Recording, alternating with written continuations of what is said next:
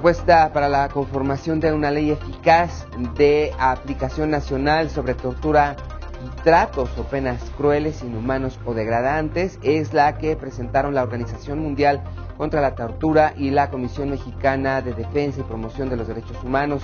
De esto vamos a hablar justamente con Lucía Chávez, directora del área de investigación de esta comisión. Gracias por estar con nosotros, buenas tardes. Al contrario, muchas gracias por la invitación. Pues preséntanos a detalle, lo más breve que se pueda, este documento. ¿En qué consiste la propuesta? ¿Qué es lo que hay que resaltar? Bueno, como ya bien dijiste, la propuesta nace de esta situación generalizada de tortura que vivimos en el país. Bien dijiste que hay más de 4,000 casos de tortura en CNDH. Tenemos información de que también del 2006 al 2014 hay de más de 4,000 casos denunciados de tortura y solo en PGR y solo 5 sentencias, ¿no? Si esto hablabas ya al principio del programa de la encuesta nacional de victimización, si esto lo vemos como a la luz de los datos que arroja la encuesta, donde nos dice que solo el 98% de los delitos se denuncia, pues si hacemos la cuenta y una persona es torturada, si denuncia va a formar parte de ese 2%, tal vez, ¿no? Probablemente. Si su caso llega a investigación, tal vez de ese 2%, si lo tomamos como un conjunto, forme parte de un 25%. Y bueno, para que su caso llegue a ser justiciable, sentenciado, bueno, va a ser menos del 0.001%, ¿no? Si tomamos la magnitud del problema. La impunidad es lo que nos lleva a hacer esta propuesta, porque ya como también bien dijiste, en muchos estados no hay ni siquiera un tipo penal de desaparición forzada. Dentro de nuestra propuesta, además de un tipo penal conforme al derecho internacional, a las convenciones, estamos recomendando tanto al Ejecutivo, que está lanzando su propuesta de ley ya, como al Congreso de la Unión, que tome en cuenta ciertos puntos. Si te toco solo algunos, por ejemplo, la responsabilidad del superior jerárquico. Muchas veces en este afán de decir que la tortura no es generalizada, solo se sanciona, se procesa a una persona implicada sin analizar toda la cadena de mando.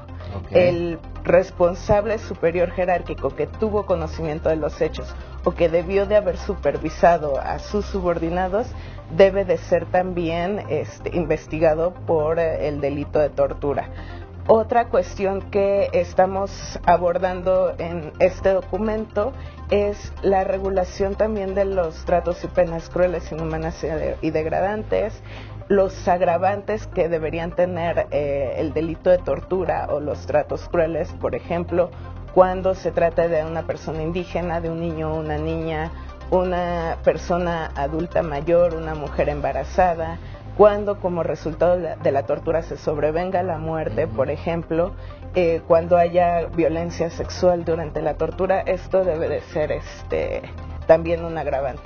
Bueno, seguimos hablando con Lucía Chávez, ella es directora del área de investigación de la Comisión Mexicana de Defensa y Promoción de los Derechos Humanos, sobre pues esta ley general que estamos esperando llegue contra la tortura, que se establezcan los criterios, que se establezcan las definiciones correctas, que sean generales para todo el país, que estén homologadas, pero además pues que vaya con el mismo rumbo. Sin embargo, bueno, la iniciativa privada parece que es un escenario que se repite, presenta algunas lecturas del tema, las organizaciones civiles otra, Congreso en este sentido tiene la suya propia, pero también la autoridad, en este caso PGR, tiene sus versiones. ¿Ustedes ya tuvieron acceso a leer, a comparar algunas de estas propuestas? El mismo presidente, por supuesto, tiene la suya. ¿En qué coinciden y en qué no están de acuerdo, en términos generales? Bueno, sí, la Procuraduría General de la República ya nos compartió su propuesta de ley a varias organizaciones.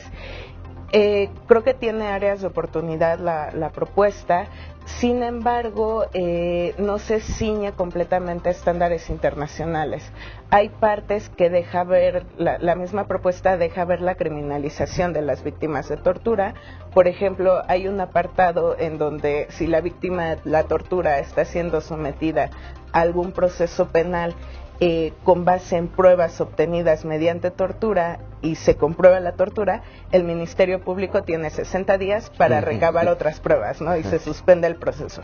Entonces, eso es una criminalización absoluta de ese de la tortura, ¿no? De la persona torturada. Algo te encuentro. Sí, digamos. Exactamente. Hay otras partes donde también se ve cómo se criminaliza a las víctimas. Por ejemplo, si una alegación de tortura no es comprobada, en la ley dice que se le fincarán las responsabilidades penales correspondientes por el delito de obstrucción de la justicia. Una cosa así dice.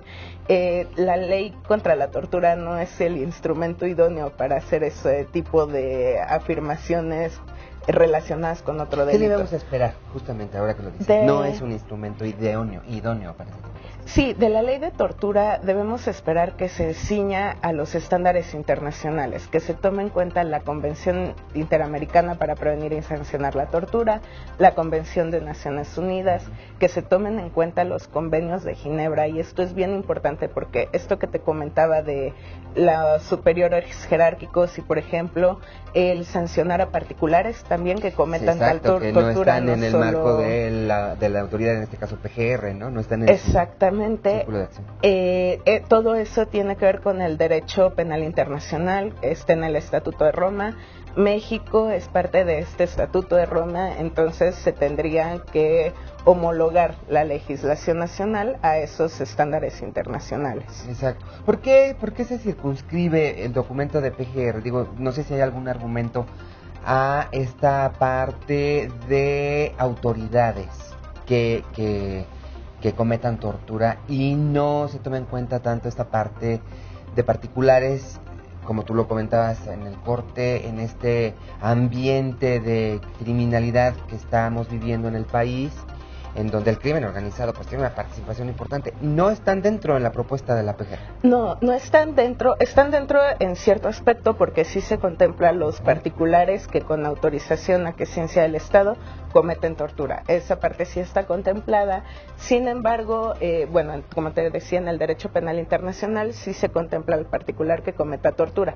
La razón es que los derechos humanos están dirigidos a la autoridad, o sea, el derecho de los derechos humanos están dirigidos a la autoridad. Si hacemos esta lectura, sería una propuesta idónea, pero bueno, estamos elaborando una ley de tortura, hay que aspirar a que sea más protectora.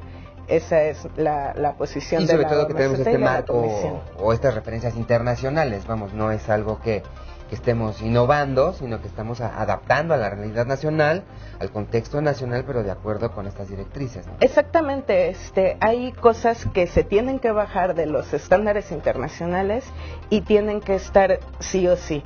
Hay otras organizaciones, iniciativa privada, que quisieran avalar ciertas pruebas o ciertas prácticas relacionadas con la tortura, y bueno, desde los estándares internacionales esto no es posible. La PGR va a abrir una serie de consultas en donde va a haber participación de academia, gobierno, sociedad civil, y bueno, lo que hemos tratado de dejar como muy claro a las autoridades de PGR es, se puede abrir a consulta la ley, pero una consulta que no sea de votación, de si estoy de acuerdo o no con la tortura, una consulta que se mantenga dentro de ciertos estándares de protección de derechos humanos. Claro. Nos queda ya muy poco tiempo, Lucía, pero me gustaría que nos recomendaras dónde podemos echarle un ojo a la información que ustedes están subiendo justamente en torno a este tema, y exactamente cuántos días faltan para entre comillas, deadline que estamos manejando para que el Congreso se ponga las pilas, analice, vote y apruebe una ley. Bueno, estamos hablando de alrededor de 100 días para que se apruebe, se vote la ley. El documento que hicimos lo pueden descargar desde la página de internet de la comisión, que es www.cmdpdh.org. Allí tenemos una serie de publicaciones en materia de derechos humanos que todas son gratuitas, accesibles para el público, y entre otras la que mencionas sobre estas bases mínimas para la elaboración de la ley de tortura. También pueden llegar a través de su cuenta de Twitter, ¿no? Sí, claro, es @cmdpdh. Okay. Vienen por allí, tenemos en pantalla. Yo creo que es muy importante la participación de la sociedad. ¿Hay algún tipo de buzón, algún lugar donde puedan hacer comentarios, sugerencias, una vez que hayan entendido y profundizado en el tema, en la lectura de esta propuesta? Es muy importante que la sociedad se entere y opine. Lo que nos prometió PGR es que iba a abrir la consulta por la página web de la Procuraduría, que en la página web se iban a colgar todos los instrumentos internacionales en materia de derechos humanos que se tendrían que utilizar para elaborar la propuesta, así como las propuestas de las organizaciones. Comentarte también, bien importante, hay una propuesta amplia de organizaciones de la sociedad civil, participamos en ella más de 30 organizaciones de la sociedad civil, y está también en nuestra página de internet, en la página del Centro Pro Derechos Humanos, e igual la pueden descargar de manera libre y gratuita. Y es que, mire, es un tema toral de la tortura, hay que ver, y es un tema que quizá tendremos que abordar en otra ocasión, más bien vamos a tener que abordar en otra ocasión, que es la prevención y la educación a temprana edad, porque esto obviamente no aparece, ¿no?, de un día para otro por un error circunstancial o por una omisión de las autoridades. Gracias, Lucía Chávez. Al contrario, por estar con muchas nosotros, gracias. Directora del área de investigación de la Comisión Mexicana de Defensa y Promoción justamente de los Derechos Humanos, y gracias a usted por acompañarnos en Panorama 360.